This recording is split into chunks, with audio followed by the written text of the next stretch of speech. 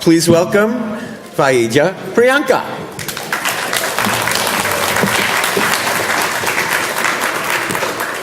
Thank you, Bob, for that, and Daisy, for that very generous introduction. We'd like to commence this morning's presentation with a prayer. It's one of my favorite chants, and it would be a pleasure to have you join us. So please take a seat, and in silence, I'll be joined by Crystal and Gautam, members of my family, to chant with me.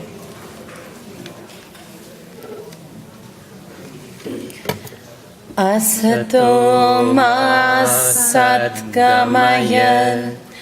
tamaso ma jyotirgamaya mrityorma amritam gamaya Om Shanti Shanti Shanti.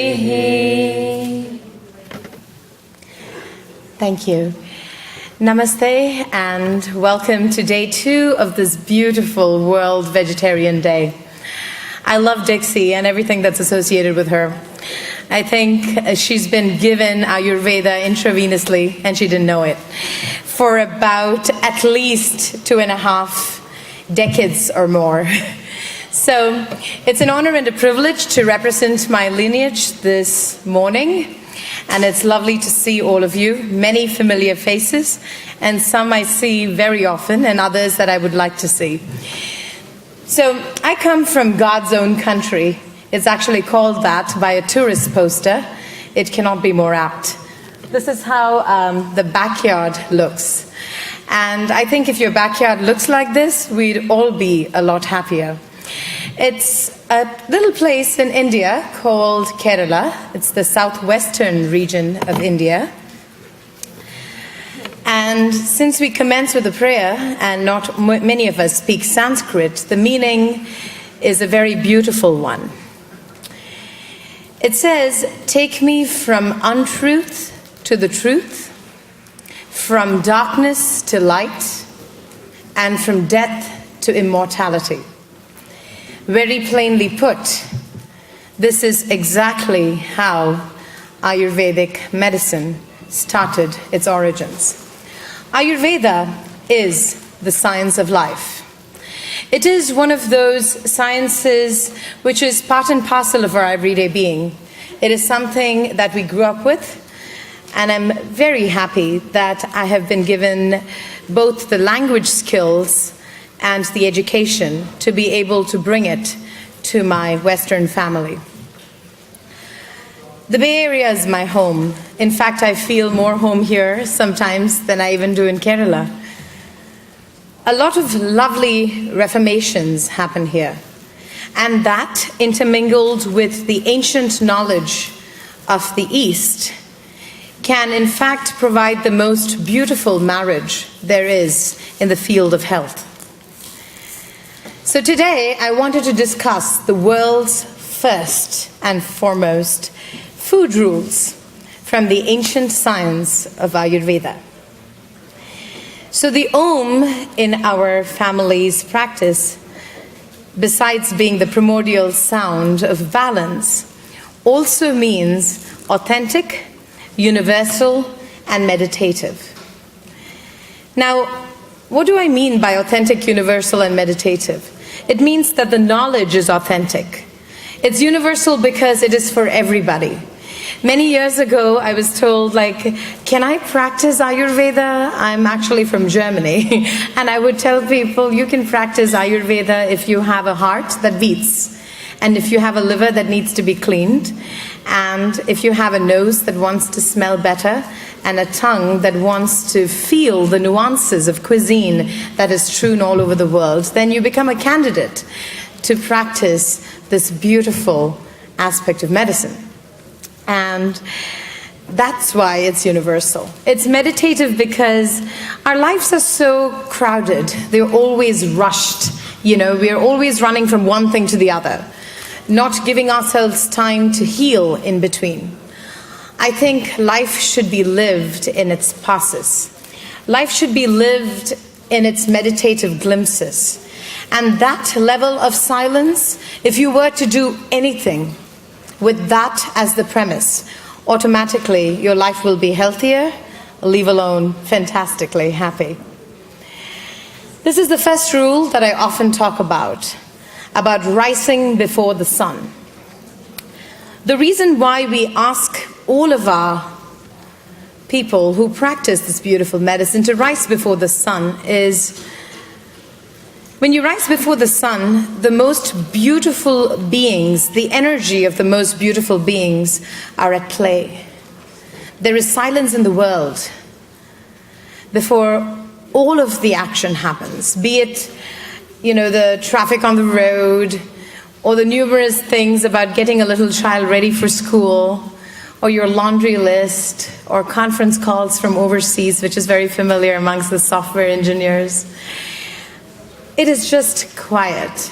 You should commence your day on that beautiful bliss of solitude, and rising before the sun definitely helps. I have a very good friend of mine, Dr. Molina from El Camino Hospital. We were at an event, so we drove to the event a couple of days ago together.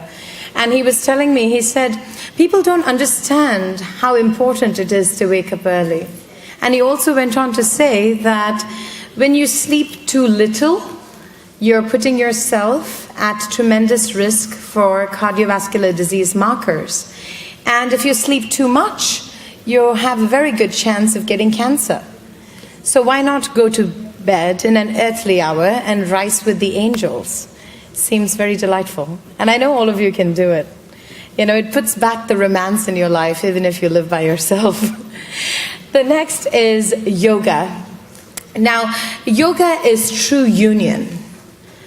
It is not the type of union which happens and is confined or restricted to a yoga class. It is the union and the integration of your mind, your body, and your spirit.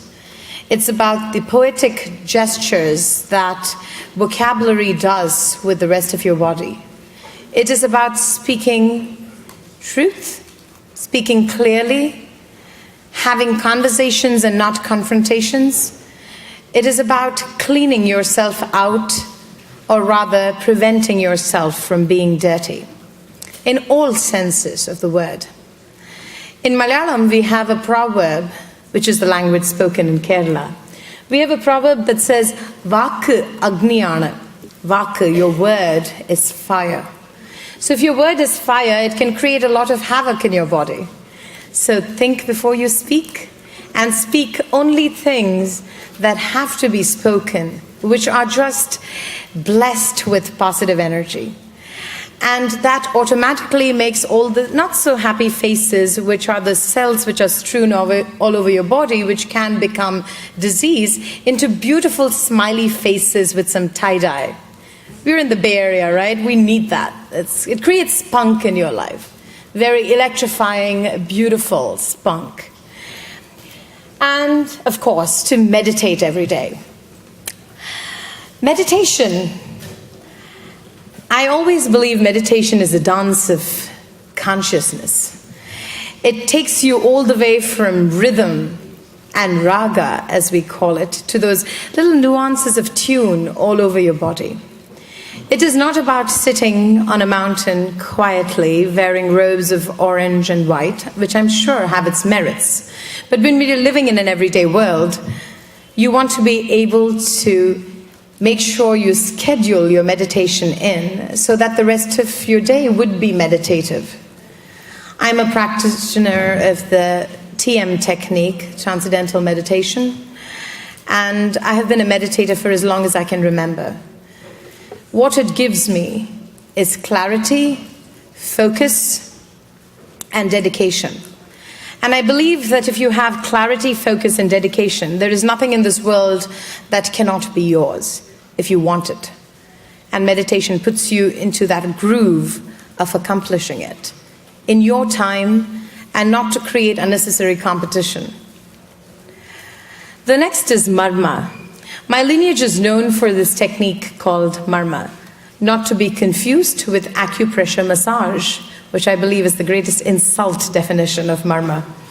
Marma is about these energy points that are strewn all over your body. We have several thousands of them, but the most important of them are 108, which is a very sacred number in the tradition that I come from.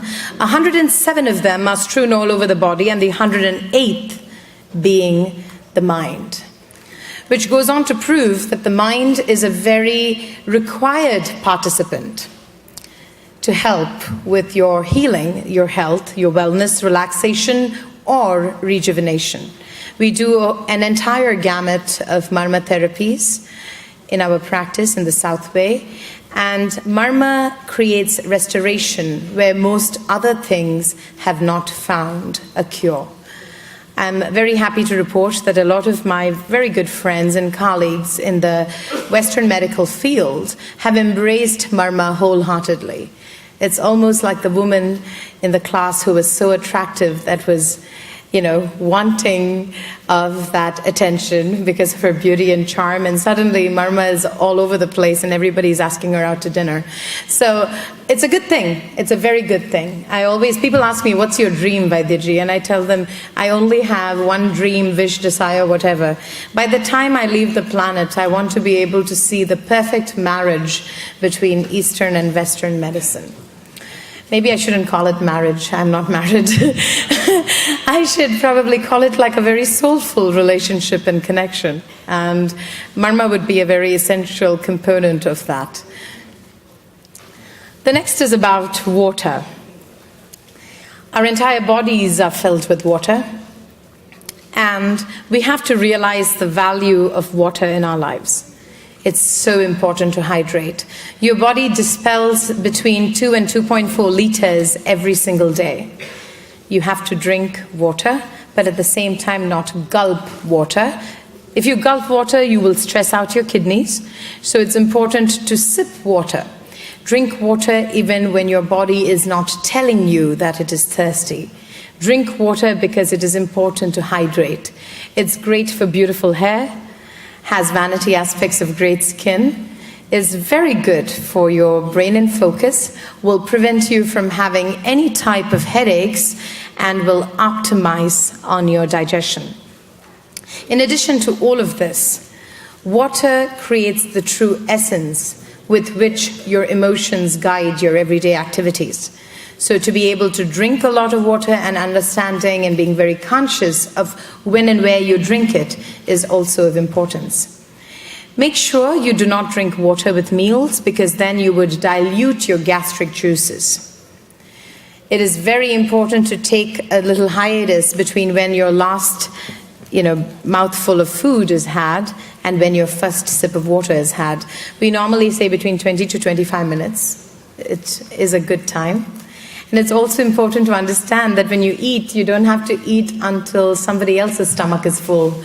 You have to eat until your stomach is 1/3 full, and then it has 1/3 water, and the final 1/3, it is empty.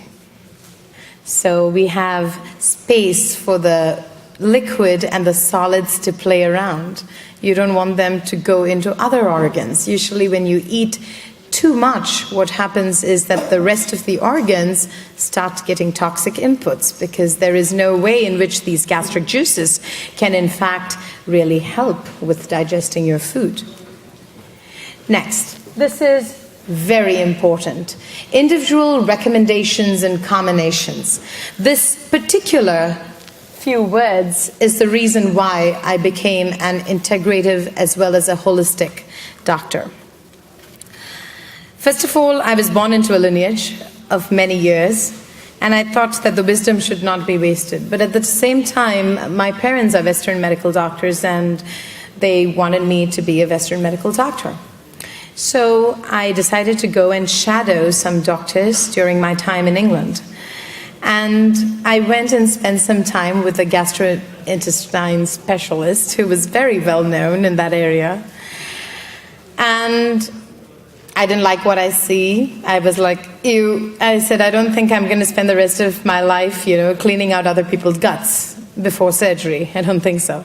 So then the next week I went to spend some time with a cardiovascular surgeon, because usually in life, if you make a decision based on one thing, it need not necessarily be the right decision, right? So I was like giving my wonderful parents, who I love very dearly, the benefit of the doubt. So I said, okay, let me go ahead and go spend some time with a cardiovascular specialist. And I spent 3 days in clinic with him. And to say the least, I was shocked. And the reason that I was shocked was because he was seeing people for, coronary heart disease and people with auricular problems, toxicity in their aortas, and for those of you, the aorta is the largest artery that arches backwards from the heart, and he was looking into stents and surgery and hypertension and whatnot. So he saw 3 patients. One patient was from Zambia, one was, local from England, and the other was from China. And all of these 3 people had different genders, different heights, different weights, different lifestyles. They worked in 3 different professions, had 3 different, very diverse economic backgrounds, 3 different levels of worry, which they never spoke about in the office, but you could see that it was there. Here I was, a little what did I know? But I just felt somewhere in my heart, despite his fantastic reputation, that he was doing something incorrect. And what that was, he was giving the same medication, the exact same dosage to all of these 3 people. I thought he was treating the condition, which he was. He was doing a great job of it, but it wasn't a cure. He was not wanting to find out where these people came from, what their stories were. He was not engaging with them, which was a complete difference, almost 180 degrees, to what my grandmother and my grand aunts and all the power females in my household were doing, where they were having relationships and conversations with the people they treated. They treated the core of the problem. They treated the reason why it was happening to begin with, and that each of these people were given different dietary recommendations, herb recommendations, based on their bio-individuality. No 2 people are the same. Twins are not the same. Even identical twins are not the same, leave alone fraternal, but identical twins are not the same. So why are we constantly getting treated for conditions when we should be getting treated as people? And that is the reason why I said to myself, I'm going to be haute couture from France and not a t-shirt from Walmart, One size does not fit all. I'm going to make sure that people understand and take responsibility for everything that is happening within their mind, body, and spirit, and changing the way that they live and work so that they can add value to their presence on the planet. So hence I thought I should bring this up, that it's very important for you to not run after the next best thing. To not run after, chia seeds, let's all do chia seeds, goji berries, let's all do goji berries. The thing is, even though those things are good, they might not be great for you. Spend your time and spend your mouth's real estate and the real estate and the revenue of your pockets, putting the best thing that your body needs for your body into it, rather than just putting a lot of good things. A lot of good things can in fact also be bad. The next is food on time, every day. Your body likes, rather loves, predictability. If one day you eat at 8 o'clock in the morning, and the next day you're just busy with a conference call from overseas and decide to eat at 9:15. So for an hour and 15 minutes, you have traumatized your body because there is a certain expectation.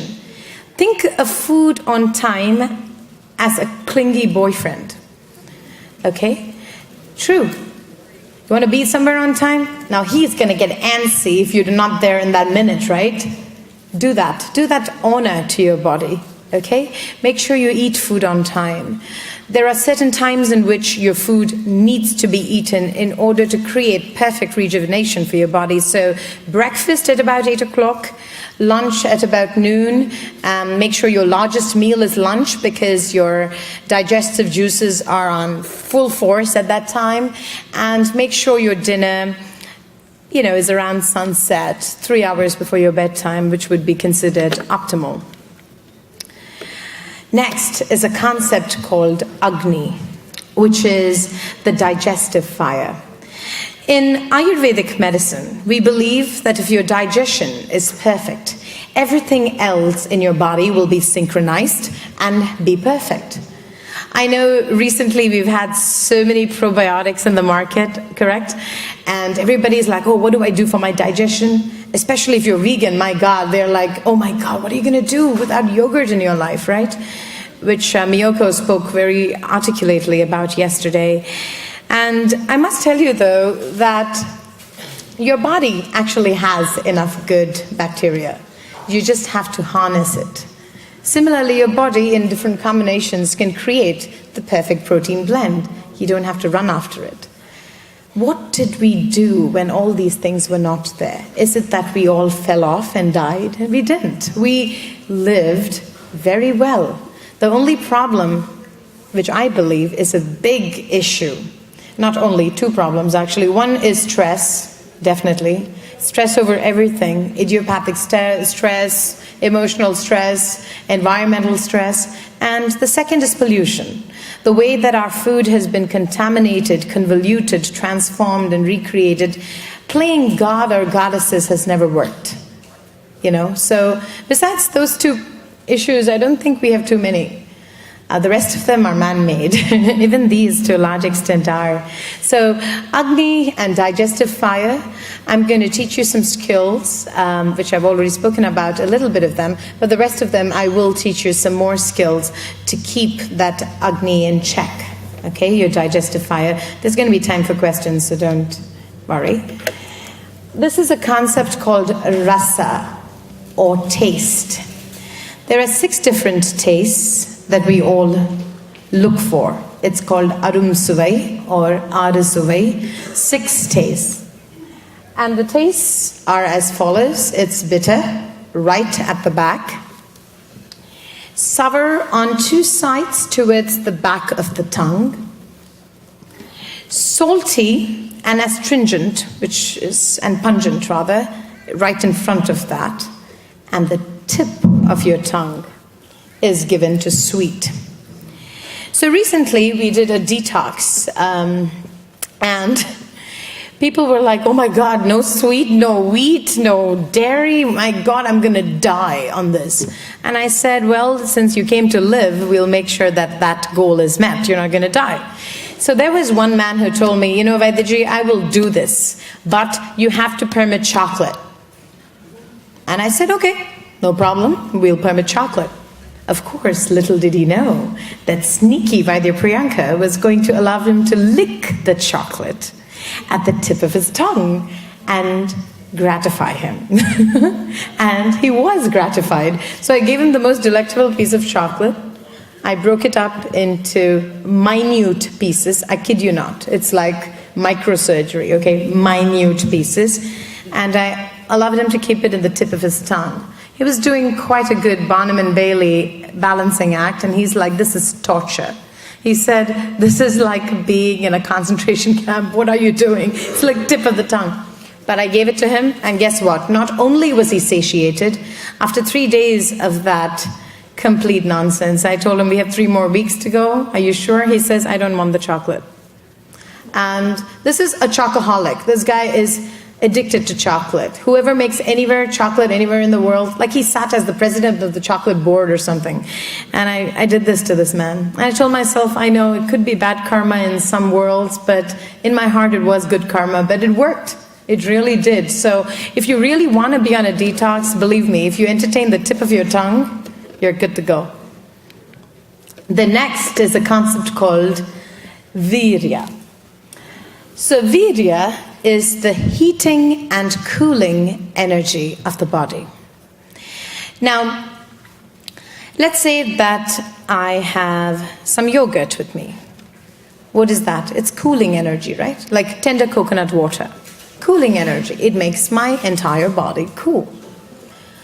On the other side, let's say I was to have some meat.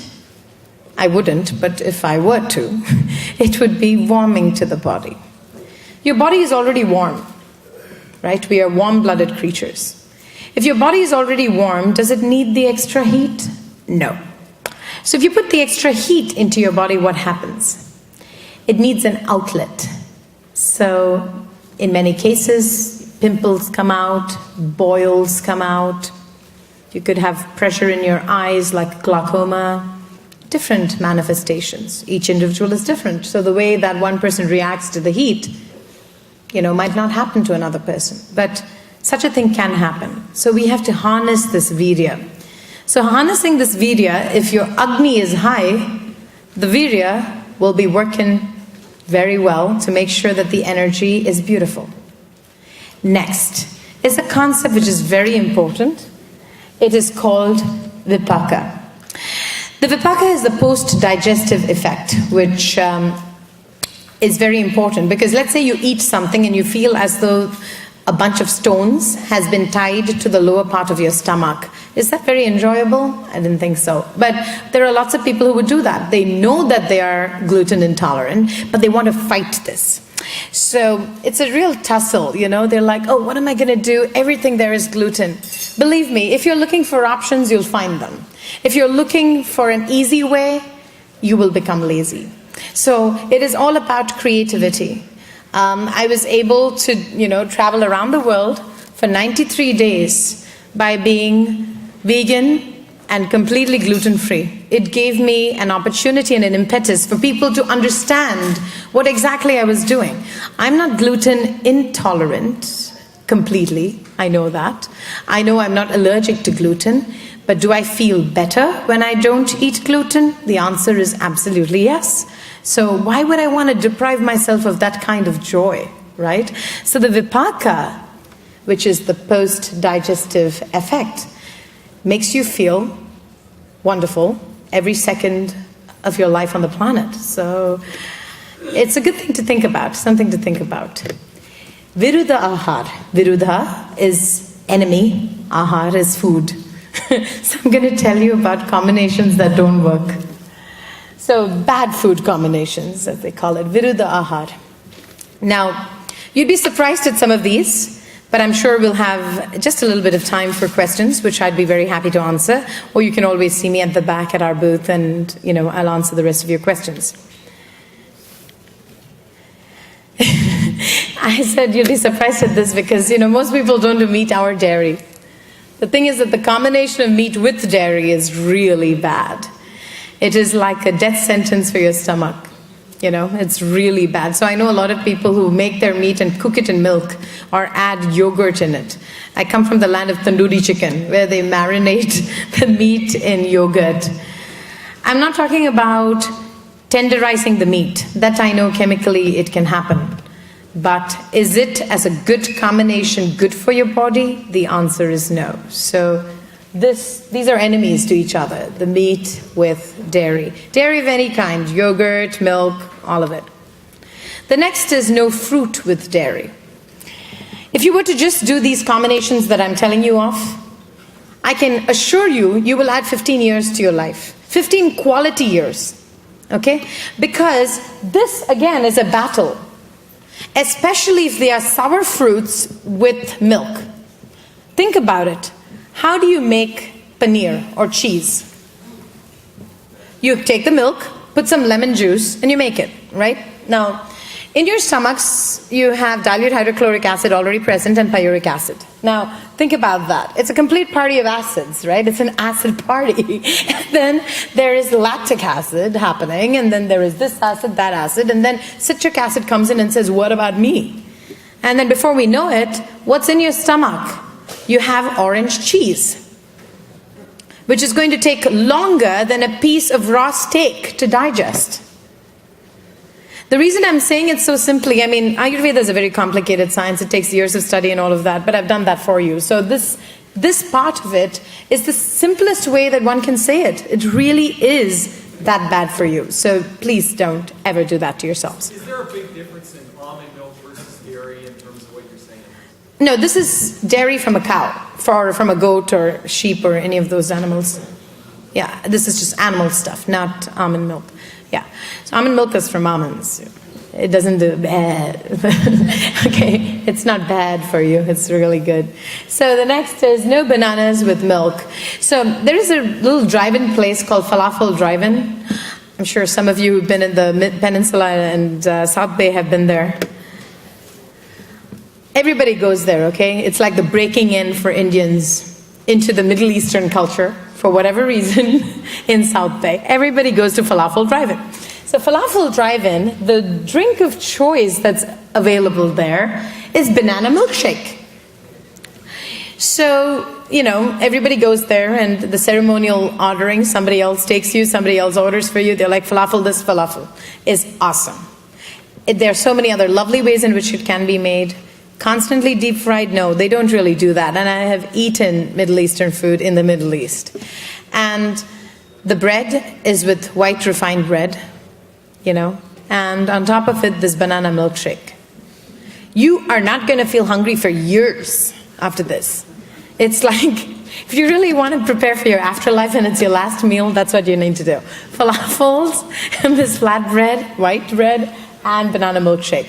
The reason for this combination to be so terrible is the way that the potassium in the bananas digests along with the milk protein in your milk. It basically doesn't digest. It is complete enemies with all of the other acids that are in your body.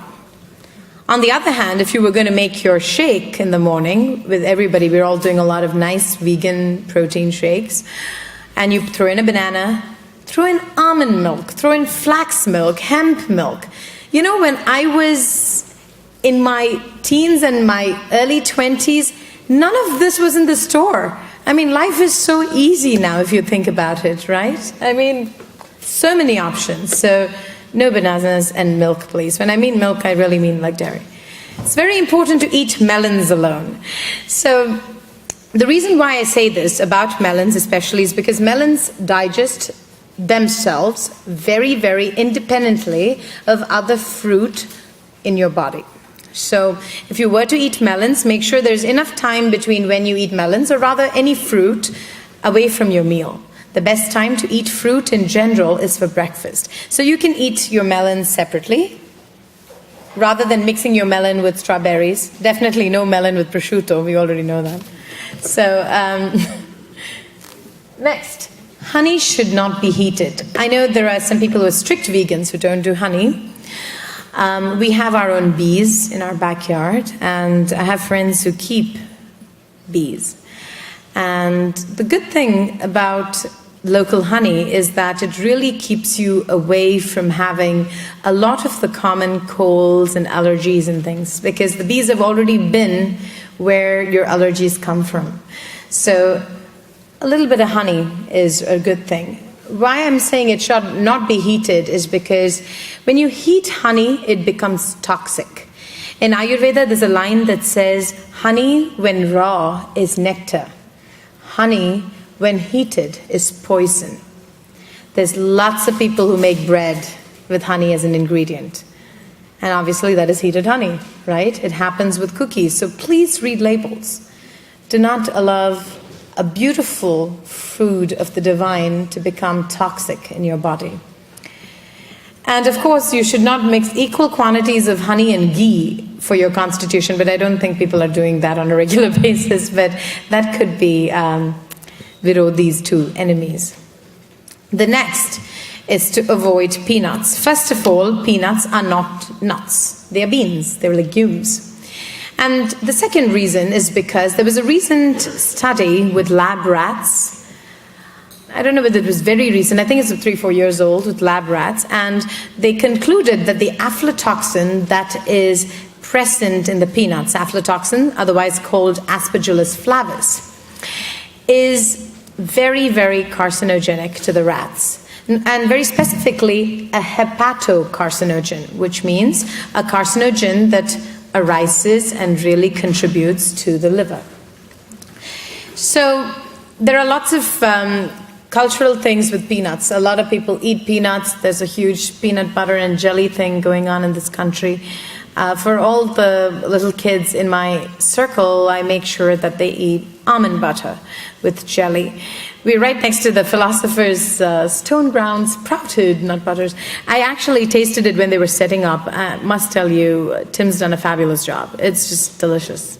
I told him we got to create an Ayurvedic version very soon. So, but it's absolutely delicious. So I really prefer almonds over any day. Okay. Now, if in case you really need that protein that you're striving for, you want the protein, right? You have to make sure that the almonds are soaked overnight and you peel them in the morning. It just comes off pretty much. So we put it in our smoothies in the morning, or as we go to the warmer climates, we are back to our oatmeal. So we still put the sprouted almonds into our oatmeal. It's really good for you.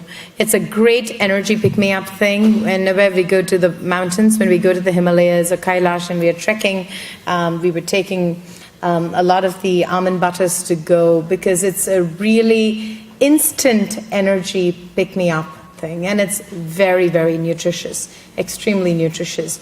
Almonds naturally have vitamin E in it, which is very good for your skin, and it's extremely good for your heart, with all the mixed tocopherols in it. So it's a really good thing. The next, nightshades. First of all, these lovely vegetables, plants, fruits become vegetables at night. What happens in the night? There's carbon dioxide in the air. What do we want? Oxygen. So the problem with nightshades in general, which come under the family, the botanical family of Solanaceae, actually have something in them called solanin. Now, what solanin or solanin in America is that it's a pro-inflammatory compound. Now, am I saying that all nightshades are bad for you? No.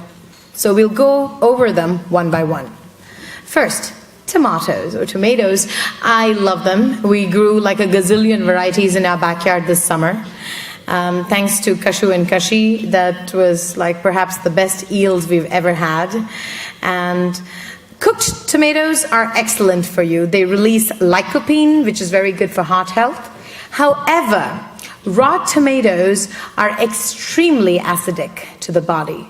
If you really look at it in the botanical classification, tomatoes are actually come under the classification of a berry, so they're a fruit. And the acid levels in the tomato are something, so if you have a little bit, it's okay, but if you have a lot, it's not okay. And the reason why it is not okay, if you think of it as a fruit, what's the most common thing? It's salad caprese, right? People use the mozzarella, the basil, and the tomato. Yes, I know, it's great, but it is not a great food combination. So if you were going to have a couple of them, it won't do you too bad. It's not too shabby, very tasty. But if you indulge, that can cause a problem. So cooked tomatoes, definitely prefer them over raw tomatoes. Also, do not use canned products. The problem is, when you can something, it either needs to be in a bath or environment of something salty or something sweet. And they both are conductors, they corrode, and they cause problems. So it's not a good idea to can. Instead, like my friends Susan and Crystal, you need to bottle them up, So that definitely do work. They can it, rather. They call it canning, but it's not in a can, where you do them with the glass bottles. It's really nice. So the next is potatoes. There's nothing wrong with taters, except the problem is we do not get too many heirloom varieties. We did potatoes from our garden this time, pink and purple, and it's very good to use potatoes very sporadically, especially if you have a pro-inflammatory condition. If you have a condition which is like arthritis or rheumatoid arthritis, you want to stay away from nightshades as much as possible. But potatoes in particular, if in case you have diabetes or high blood pressure, it's not a very good thing. Definitely, like the doctor was mentioning last night, potatoes like this, if it's lightly roasted with a little rosemary, top notch. But if you cut them into little slender things and put them in some trans fat, of course it's bad for you. So you can be the judge of that. Next is the eggplant. In Hindi, the eggplant is called the bangan, which is beguna. There is nothing good about it, so I'm going to pass. So this is really nothing good to say about the eggplant at all. A lot of my Japanese clients, I see a friend of mine here is also another doctor, and he was telling me that a lot of his Japanese clients develop thyroidism and arthritis. And I'm like, Japan has 40 different types of eggplant. If they quit the eggplant, they're not going to have it. And they don't. So, there is a link to it. Of course, an eggplant, again, the berry category with Parmesan, cheese, So there's lots of thinking to do after this lecture. The next is peppers, or as we call them in India, chilies. Somebody told me just yesterday that chili in America means it's a meat dish, like a chili. But we call it chilies. We have a lot of them in India. But peppers are fine as long as you remove the internal part of the seeds and the white membranes. Use them sporadically if you have a lot of acid irritable conditions, whether it is GERD or irritable bowel syndrome. It's not a good idea to use too many chilies in your diet. The next is bell peppers. They're very good for you, except also remember they're still nightshades. It's a good idea to remove the white part of it out.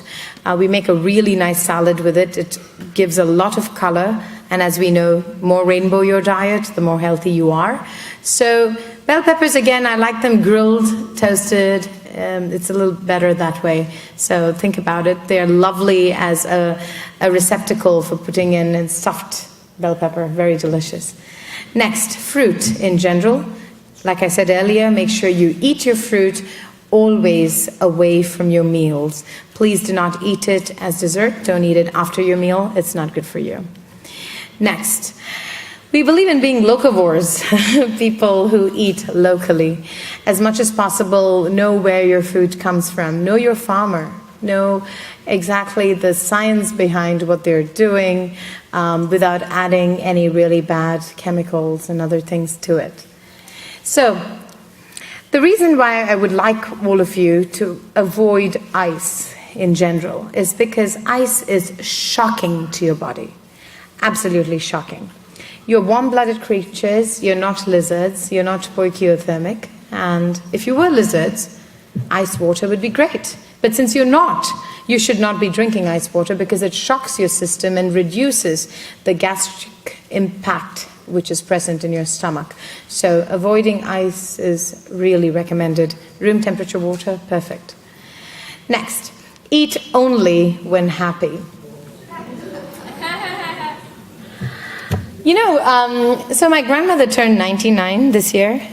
She looks like she's, a naughty 50.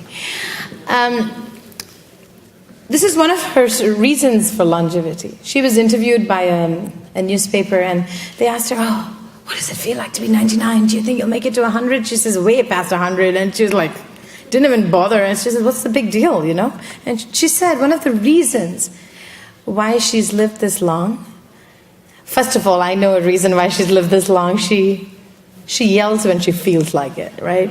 And the thing is, if you really allow your steam to come out when it has to come out, there's nothing that is regurgitating inside you. So it works. But then, after you turn 99, the entire world is going to listen to you. So you have the luck favoring you on the other side. Now, in addition to that, she always said that she always ate only when she is happy. Now, it's very easy to do. When you eat when you're sad, you're really ingesting poison. But when you eat when you're happy, you are ingesting nutrients. And when you ingest nutrients, they automatically are good nutrition for you. So make sure you have a tribe. I have a tribe. I put up your hands. A lot of the people in my tribe. Oh my God, a lot of people in the tribe. Okay, so these are little ones and we love cooking for people in the tribe. So it's always a good idea to eat with a whole bunch of people. And you really notice that you relax when you eat. And when you relax when you eat, you are going to be healthy. The next is sleep, with or without your teddy bear. Whether it's a real person or a stuffed animal, but sleep. Like Dr. Molina was mentioning, less than 6 hours is toxic for you. More than 9 hours is also toxic for you. So make sure you go to sleep in an earthly hour and wake up with the divine. Okay? The next, have a purpose in life. There is a concept which I've spoken about earlier here at the World Vegetarian Day. It's called Swadharma.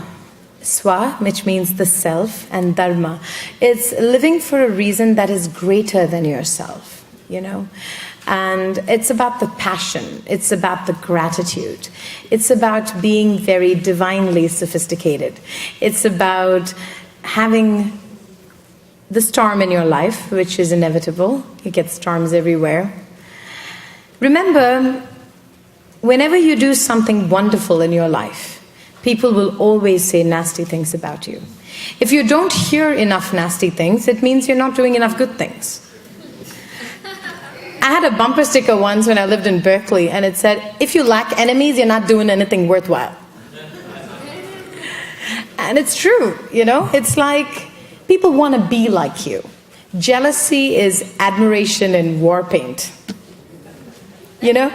It's so true. It's absolutely true. So, you know, like, rather than fighting stupid battles, save your purpose for a war that changes the world, a war which is not selfish, a war which does not kill other people, but creates a purpose. So I'm sure most of you have purposes, because I know a lot of you here in the audience. So for the rest of you, either make sure you come and say hello to me, or make sure that this gives you a think tank approach to what that purpose is. So I'm going to give you a little bit of a glimpse of what Ayurveda can help you with. This is quite a limited list, but this is pretty much what we deal with in our practice. I'm not going to go through the thing and read it, but, you know, especially immunity, infertility, and renal and liver health. We focus a lot on people cleaning themselves up from the inside out. So that's kind of a list of the stuff that we deal with. This is a 42-day challenge. I hope all of you do it. We all live like this every day. No dairy, no smoking. It's still, we have people who still smoke. I mean, come on, guys. Okay, like alcohol, drugs. I meant recreational drugs. If you have to be on your prescription, I mean, yes. Caffeine, refined products, carbonated beverages, FD&C, which are food, dyes, and colors, and animal products. Now, the thing with FD&C, you have to be very careful, especially those of you who have kids, right? I have a very interesting pediatric practice. Unfortunately, most of the children I see are only for two things: cancer or autism. Isn't that sad? Really sad. Really, really sad. Before, I could never say that in one sentence without bawling away. I have, I don't know, become a little older over the years, tad wiser and more like an observer rather than a participant. And even now, though, I do have some quiet tears. Quiet tears, first of all, because of the lack of education of parents, which we are doing a little bit about. We have a little program called Pots and Tots, where we encourage children to cook. So that's a new concept in our birthday parties. We get children to get together and cook and get them fascinated about food. Children respond to fascination, right? And what I see is food colors as the biggest problem, right there, top of the charts. Usually the members that keep coming back are red 40, yellow 5 and 6, and blue lake 2. And we all have been to art class, right? We know with blue, yellow, and red, you can make all the other colors in Skittles. It's possible, right? So be very, very cautious about red Twizzlers in your life. Next. These are the physical benefits of the Ayurvedic vegan lifestyle. I have been given some heat for this because in Ayurveda, people are like, oh, Ayurveda encourages drinking milk. Yes, but not my family. My family has been doing this for 720 years. We are now in the 38th generation of Ayurvedic Vaidyas in our family. And the 36th generation, making me feel old. We have a couple of years, a couple of generations that have come after us. The difference between us and the rest of the Ayurvedic sciences, we have about 12 families that are vegan Ayurvedic Vaidyas. We use milk as medicine. We use yogurt as medicine. We use ghee as medicine. If you were to have small quantities of dairy as medicine, automatically what will happen? Your body will respond to it as medicine. But if you were in the habit of having it as food, when it really needs to be used for its curative properties, your body will not respond to it. Or even if it does respond, it would be late. So that's, to put it in a nutshell, that's what we do. And these are all the benefits of it. Really nice benefits. So I have how many more minutes? 2 minutes. Oh, I'm done. Okay, God, sorry. Okay, so we have Om Cuisine. We just launched it. I'd like you to look us up on the net. And we're on all of those other social media things. And you can be in touch with me, and I will answer your questions at the back. I like to exit on a wild note like that. Thank you. It was such a pleasure.